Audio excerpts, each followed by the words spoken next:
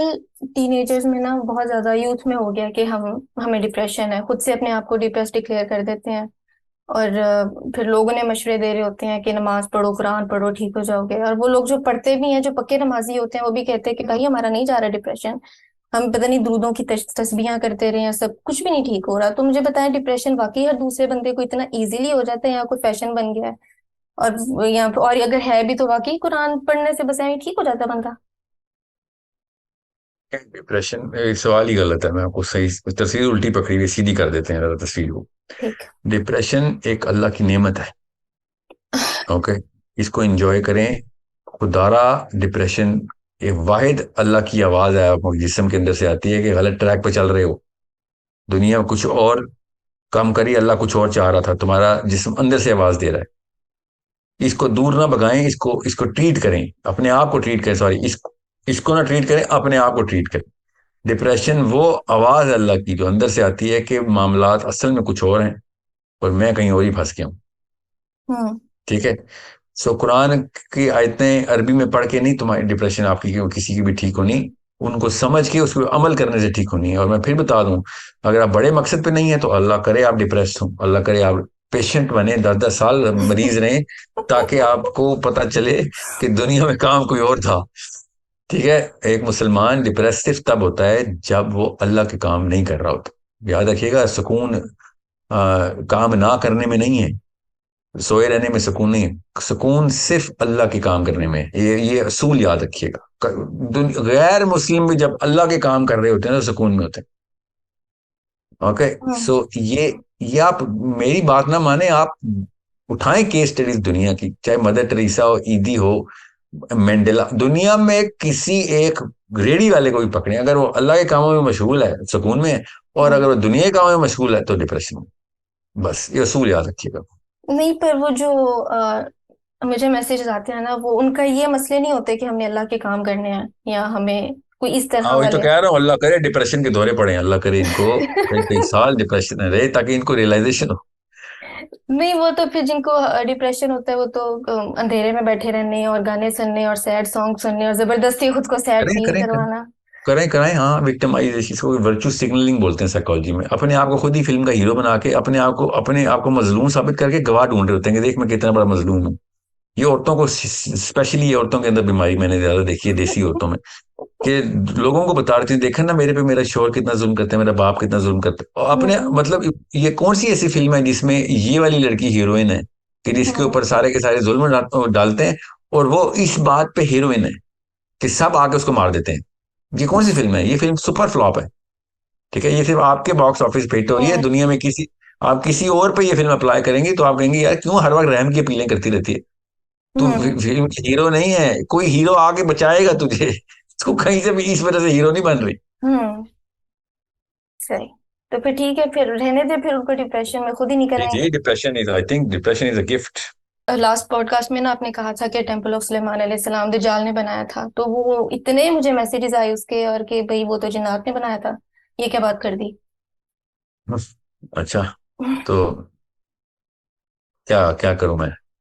आप बताएं कि ये कहाँ से आया? ये आप बताएं कहाँ से आया कि जिन्नात ने बनाया। सर्कस जिन्नात ने, ये कुरान में नहीं? अच्छा, क्या बात है, temple of Suleman class Quran पाक में? नहीं, वो सर्कस जिन्नात का तो जिक्र है ना। और मलका सबा का तख्त लाना था तो जिन अफरीत ने कहा था कुरान में ये है कि मैं सबा का तख्त उठा के ला देता हूँ, इससे इतनी देर लगेगी जितनी देर में आप खड़े बैठे हैं तो खड़े हो जाएं। ये है जन्नत तक का मामला।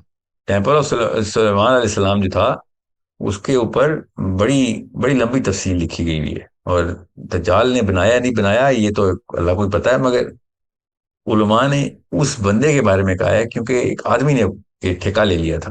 क्योंकि हज़रत सुलेमान ने चैलेंज दिया था कि टेम्पल तो मैं बनवाऊंगा तुमसे, जिससे वो बंदा बनाएगा या वो जिन बनाएगा या इंसान बनाएगा कि जो इस शर्त को पूरा करेगा कि टेम्पल बनाने की एक भी आवाज नहीं आई। ठीक है।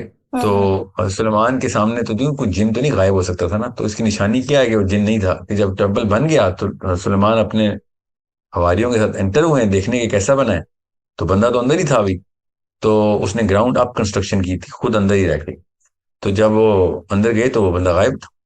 तो बंदा ही गायब होता है ना, जिन तो गायब नहीं होते, जिन तो पहले ही गायब होते हैं, सलमान तो देख सकते हैं ना जिन्नों को। ठीक है। अब मैं स्टिल कंफ्यूज हूँ, लेकिन ठीक है।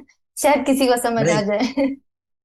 नहीं, मैं आपको वैसे आर्गुमेंटेशन दे रहा हूँ, मगर इस चीज के बारे में उलमा ने इसी वजह से कहा है कि वो दज्जाल था, क्योंकि लंबी तफसील है, किसी और दिन करेंगे। मैंने एक वीडियो है इसके ऊपर, और एक और वीडियो भी आ रही है अलिफ टीवी के ऊपर, बड़ी तफसील से इसके ऊपर हमने कवर करने की कोशिश की है। दुआ करें हम्म। कि वो उतनी तफसील में मैं जा सकूं जितना मुझे जरूरत है जाने की।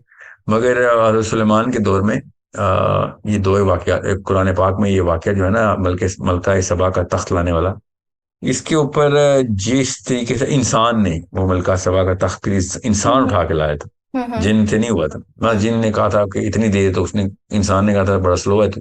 हम्म। वो जिस टेक्नोलॉजी से वो लेके आए ना, तो उस बंदे ने कहा था मेरे पास एक किताब का इल्म है। हम्म।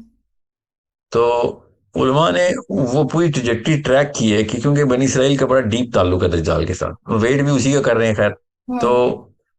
आ, क्या साराई ये की गई है कि फिर वो वही होगा, क्योंकि ये कारनामे जिस तरीके से उसने किए हैं, उसकी कोई तारीफी के कलमात भी नहीं है कुरान पाक में। एक बस खबर दी गई है हमें कि इस वाक़े का ऐसे हुआ था। और ये भी तफसीलात कुरान में नहीं है कि टेम्पल ऑफ सुलेमान जो है अलैहिस्सलाम ने कैसे कैसे ठेका दिया और कैसे बना हम्म। बगैर आवाज के। तो ये फिर उलमा फिर इस तरीके से क्यास खुद करते हैं इसके ऊपर, कि फिर पैटर्न ये बता रहा है।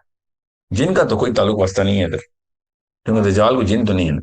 कि हमें पता है कि रसूलुल्लाह सल्लल्लाहु अलैहि वसल्लम को बचपन में बनु साद भेज दिया गया था, और तब शायद ये रिवाज था कि बच्चों को दूर भेज दिया करते थे। तो उसमें क्या हिकमत थी? मतलब बच्चों को माँ बाप के पास नहीं रहना चाहिए होता इस एज में? और फिर रसूलुल्लाह सल्लल्लाहु अलैहि वसल्लम के जो अपने बेटे थे इब्राहिम रजी अल्लाह अन्हु, उनको भी दूर भेज दिया गया था। इसमें क्या हिकमत थी? इसकी जो है ना, मुझे थोड़ी समझ नहीं आती कि बच्चों को तो माँ बाप के पास नहीं रहना चाहिए। या दो बातें एक और समझे, सीरा जिसने भी पढ़ी है उसमें तफसील ये बताई गई है। मक्का के अरब ये काम करते थे, याद रखिएगा। Hmm. Mecca was in their opinion a very polluted city. Hmm. ठीक है। तो वो दूर सहरा में खुश्क एनवायरनमेंट में भेजते थे, ताकि सेहत जो है ना बच्चे की मेंटेन रहे। ये लिखा हुआ है, मेरी राय नहीं है, ये उन्होंने खुद बताया हुआ है। दूसरा, जो मक्का के अंदर बाहर से ट्रेवलर्स आके लोकल कल्चर को अफेक्ट कर गए थे, उसमें लैंग्वेज भी अफेक्ट हुई थी, और भी बड़ी चीजें अफेक्ट हुई थी, मगर लैंग्वेज भी इफेक्ट थी। इन तमाम इफेक्ट से दूर करने के लिए बच्चे को खालिस अरबी वहां पे सिखाई जाती थी। ठीक है। तो ये दो मेजर फैक्टर्स थे। थर्ड फैक्टर ये था कि इस कल्चर में उन लोगों को का जरिया माश ही ये था, वो बच्चों को लेते थे, दूध पिलाते थे, और उनका काम ही ये था, और उनका एक सिस्टम बना हुआ था। तो इस सिस्टम को रिकग्नाइज किया हुआ था, नबी इस्लाम ने भी किया, उनके घर वालों ने भी किया हुआ था, कि this is what what they do.